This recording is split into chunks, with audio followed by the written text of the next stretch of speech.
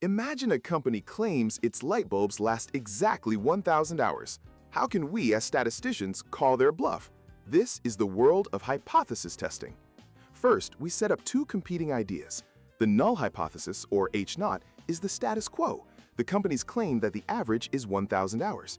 Our alternative hypothesis is what we suspect, that the average is not 1,000 hours. It's a statistical duel. Next, we gather evidence. We test a sample of bulbs and find their average lifespan.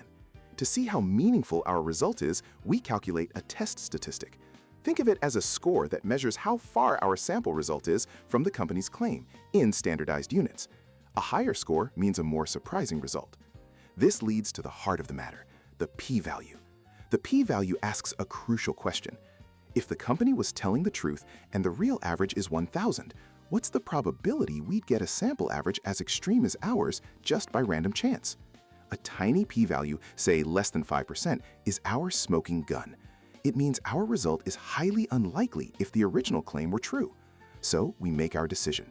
If the p-value is smaller than our preset cutoff, called the significance level, we reject the null hypothesis. We have statistically significant evidence that the company's claim is likely false. But what if the p-value is high?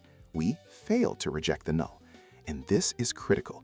We don't say we accept the company's claim. We just say we didn't find enough evidence to disprove it. In statistics, you don't prove the status quo is true.